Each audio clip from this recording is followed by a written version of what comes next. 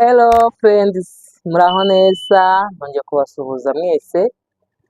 Nanone ni Yvette, ndabasuhuje aho muri ariho hose mu bice bitandukanye, mbashimira uburyo mukomeje kubana natwe muri iyi minsi yose, kuva twafungura iyi channel yacu, nawe tweretse urukundo, mwatweretse ko muri kumwe natwe, Imana ibahe umugisha. Nk'uko tubibabwira umunsi ku wundi rero, nari ngarutse kugira ngo twongere tuganire. Hari byinshi tuganiramo mu bijyanye no mu byo mu bugingo, kumva wawe umeze neza mu bugingo, ukomeza kubaha Imana, ukomeza kumva umutima utagucira urubanza, ukomeza kumva ubaho nkawe, wumva umeze neza, utagendeye ku byo umuntu runaka avuga cyangwa gutekerezaho, wowe ukumva umutima wawe umeze neza. Ni muri urwo rwego rero narinje kugira ngo niba wumva mu mubiri wawe umeze neza, umutima wawe umeze neza, njyewe nababwiye ko iyi channel ari iyo kugira ngo umwuka no mu mubiri, umwuka mu bugingo n'umubiri wawe inyuma byose bibe bisa neza, uhumura neza, umutima nta mutima ugucira urubanza. Ni muri urwo rwego narinje kugira ngo mbereke parufe nziza z'abadamu. Nari maze iminsi nkora ibiganiro bijyanye n'ijambo ry'Imana, kumva ubohotse muri wowe, ni gute wakumva wakira ibikomere, ni gute wagerageza gutunganira Imana, kandi birashoboka. Ubwo rero niba wumva mu bugingo umeze neza, si uko ibyo biganiro twabihagaritse, ahubwo nagira ngo nkubwire yuko n'ubundi bizajya bikomeza bikaza umunsi ku wundi, ariko nanone tutibagiwe na business tubamo. Ngewe business nkora niyo gucuruza iby'ubwiza, amapafiyumu, amavuta, noneho cyane cyane ku badamu. Aka kanya rero nkaba ariyo mpamvu narinje kugira ngo mbereke amaparufe meza wa mudamu wakwitera, parufe nziza ihumura, yaba igutindaho, yaba inyura ku muntu agasigara yumva, yaba iyo inyura mu muyaga ukayisiga mu muyaga aho unyuze akavuga ati umuntu niwe uhanyuze. Amaparufe niyo mbazaniye. Murabizi abantu twatangiranye, natangiye mbereka parufe zitera ariko zidahenze kandi zinahumura. N'izi rero ngiye kubereka nazo ntabwo zihenze, ndatekereza yenda umuntu urwego rwe yayibona rwose. Nazazi si uko naziretse, nazo ndacyazifite, ariko noneho nabashije kubabonera parufe nziza zihumura, zigutindaho. Iyo unyuraho ku muntu cyangwa waba wicaye n'umuntu akumva ako gaparufe witeye ni akahe, cyangwa se kuba wanyura ahantu ukavuga ati aha hantu uyu muntu iyi parufe numva hari umuntu nyiziho. Izo rero nizo nabazaniye ku bakobwa, ku badamu. Nyuma nzakora n'ikiganiro cy'abapapa, nabo mbereke parufe nziza umuntu w'umupapa yakwitera, cyangwa se umuntu w'umusore akagenda wumva yihumura neza.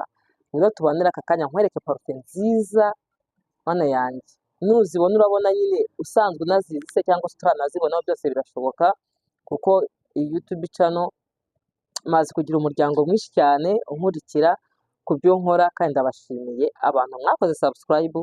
Imana ibahe umugisha. Nawe utarayikora uyikora, kugira ngo mu biganiro by'iyobokamana, mu biganiro by'ubuzima busanzwe tujye tubana. Please wankoreye subscribe kugira ngo ujye ubona ibiganiro byanjye bya buri munsi, ukama komenti, ukama like, ni ukuri ukangaragariza urukundo.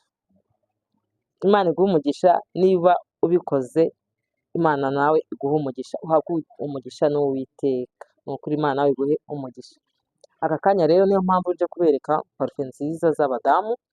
Reka nzibereke kugira ngo nawe nubikunda uzatwandikire kuri nimero tuziguhe izo parufe.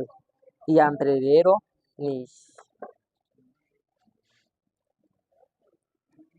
ni parufe nziza yitwa Hayati. Hayati ni agaparufe keza gahumura, kandi gatinda mu myenda, kamaramo igihe kirekire rwose, ku buryo niyo umuntu yaba akwegereye yumva yuko hari akantu keza kadasanzwe witeye.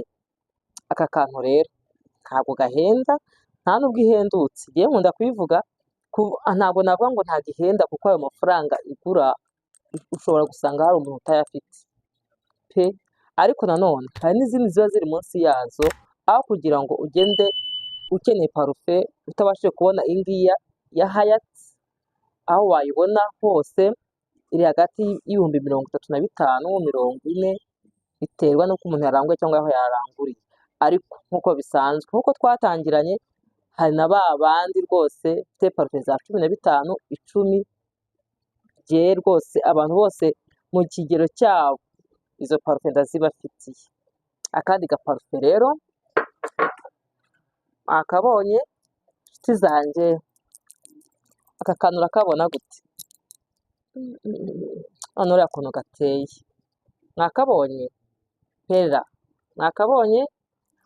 Uzi umuntu umuhaye nka kano kantu kakamuhamo nka gifuti yakwishima cyane, n'uburyo gateyemo wanakagurira icyo ngicyo, wakagurira icyo pe. Mwayibonye? Sinzi niba muri kuyibona. Wawu, ni agaparufe keza ugaha nk'umukunzi wawe, umudamu wawe, aka kantu yakwishima cyane.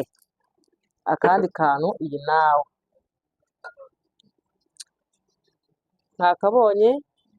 Iyi ni nawe y'abamama cyangwa se abakobwa, nk'uko nabibabwiye nzakora n'ikindi kiganiro cy'abapapa, cy'amaparufe y'abapapa, harimo na nawe y'abapapa, nayo nzayibazanira, ariko ni parufe nziza. Abantu nagiye nzihaho bavuze ko nabahaye parufe nziza, ntabwo nigeze rwose mbaha parufe mbi, ariko ni parufe witera kabisa ukagenda wumva umeze neza, wihumurira, aho unyuze ukayisiga mu muyaga. Iyi nawe ndayibakumbuje, dore ngiyi muyirebe neza.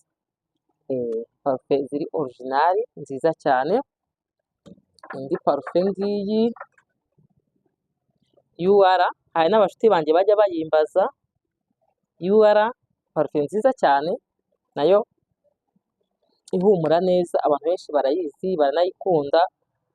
Ni ukuri mutugurire, mudukorere subscribe kugira ngo tujye tubazanira utuntu twiza nk'utu ngutu mujye mutubonera igihe. Ni karibu rwose mutugurire indi parufe nziza. Nziza n'iyi wikendi. Parufe nziza cyane iryoshye, mana yanjye ndazibakumbuje. Njye mba shaka ko tuba tumeze neza mu mutima wacu, tugenda tumeze neza mu mutwe wacu, turi fureshinze neza, noneho byagera ku mubiri, mana yanjye amavuta wisiga akaba ari ayo akunogeye, wumva uyakunze. Si ngombwa ko abandi bantu bayakunda, wowe yakunde. Parufe witera wumva uyikunze, mana yanjye buri kintu cyawe cyose wumva ugikunze. Nigeze gukora ikiganiro cyo kwikunda, wumva wowe wikunze, wiryoheye, umeze neza. Niyo mpamvu rero n'izi parufe ziba kwisiga amavuta ahumura biraryoha, no kwitera agaparufe bikaryoha, wumva umeze neza pe, umeze neza wiyoroheye, utikomeje, umeze neza. Aka gaparufe rero ka wikendi, ni wikendi berizi wikendi, dore ngiyi ni ukuri. Iri pinki edishoni, abantu benshi yenda murayizi, cyangwa se n'abatayizi muyirebe. Ni ukuri aya maparufe, imwe muri izi ngizi, nibagiwe akandi kamwe, simati sikureti. Iyi simati sikureti ntabwo nzi niba muri muyirebe, ariko nayo ni parufe nziza. simati sikureti, aka noneho kameze ukuntu, kari veri switi, kararyoshye, mana yanjye. Sinzi niba muri kukabona, dore ngiyi. Ariko ndabinginze, niba rwose wumva ushaka guhumura, inshuti zanjye, imwe muri aya maparufe yose,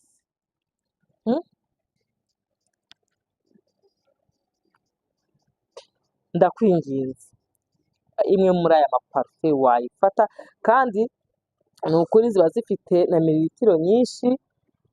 Kandi aya maparufe icyiza cyayo si ngombwa ngo witere nyinshi cyane. Niba witeye aha, ukitera aha, ukitera aha, ukitera ahantu nyine wumva ko hose ihita ikwiraho ukagenda wumva umeze neza wihumurira. Inshuti zanjye bakobwa, hari abakobwa b'inshuti zanjye, hari abadamu b'inshuti zanjye n'abapapa nabo ndabafite, muza mukangurira, ndabashimira cyane uburyo munsanga aho nkorera mukangurira cyangwa se mukampamagara kuri 0786624244, ndaza kuyishyira ku kiganiro ariko ndabashimira. Niba rero utarakora subscribe uyikore, kandi niba uzi ko hari umushuti wawe ukeneye kamwe muri utu tuntu, ukenera guhumura neza, hari abantu bitiranya guhumura ukavuga ngo ntuse ngo usanzwe uhumura nabi, oya, ahubwo ugira ngo parufe naje gusanga kwitera parufe biruhura mu mutwe, iyo ugize gutyo uhita ukumva nk'agahumuro karazamutse, ukumva uri guhumura, ni ukuri uhita wumva mu mutwe bigenze neza, uri kurefreshinga neza, uri gutekereza neza. Nta kintu cyiza nko kumva ugenda uhumura, utishisha kwicara mu bantu, ahari se wabize icyokere, ahari se amavuta wisize, ariko parufe iba nziza cyane ku muntu wayiteye, ku muntu rwose ushaka guhumura, ni karibu. Ndabinginze bose, ndabinginze kuko tubana mu biganiro byacu bya buri munsi by'iyobokamana, ni ukuri umwuka muzima mu mubiri muzima. Muze twiyiteho, twitere uduparufe, twisiga utuvuta, utuntu nyine wumva tukuryoheye, utwikoreho ugifite uburyo. Ni ukuri nk'umuntu uri CHK, ntabwo nzi niba ibyo bintu bibasha cyangwa se uri hehe, ariko we mu gihe wumva ugifite ubuzima buzima, wumva yuko ikintu cyawe uri gukora, ikintu cyose uri gukora nta mutima wo gucira urubanza, umeze neza, mba numva nta wundi muntu wo gucira urubanza, mba numva ari we wenyine ugomba kumenya ibikubereye ni ibihe, nk'uko mbibabwira umunsi ku wundi. Banza umenye ngo ibyo ukunda ni ibihe, ibikubereye ni ibihe, ibihaza amarangamutima yawe ni ibihe. Mana yanjye ndabashimiye rero, Imana ibahe umugisha, Imana ihaze kwifuza kw'imitima yanyu, Imana ibongerere iminsi yo kubaho mubayeho neza mu mwuka no mu mubiri no mu bugingo. Umuntu udukunda ukaba ubonye iyi videwo, ukaba wumva mu mutima wawe wakanda kuri subscribe, ukaba wumva wakora like, share, washyiraho na comment. Ni ukuri nta mategeko abihana, ntabwo bigusaba amafaranga, nta zindi mbaraga uretse kumva umutima wawe ukunze, ndetse ugahitamo no kubana natwe mu biganiro byacu bya buri munsi.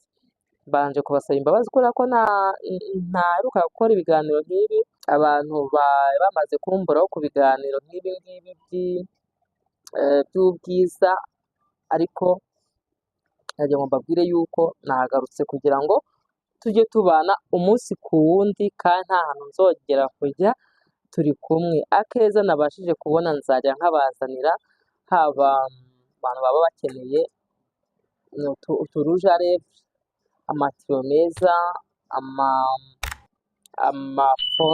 amafondeshoni.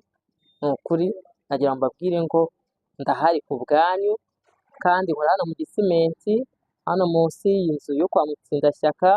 Ndabashimiye. Wowe wumva utameze neza, humura, Imana iraza kukugirira neza. Niba urwaye urakira, niba urwaje, uwo muntu urwaje Imana iramuha ubuzima. Wowe wumva ni ukuri hari ikintu wumva uri kubura, ndakwinginze senga, Imana irabigenza neza. Ndabashimiye, Imana ibahe umugisha, Imana ihaze kwifuza kw'imitima yanyu. Bye bye, shalom.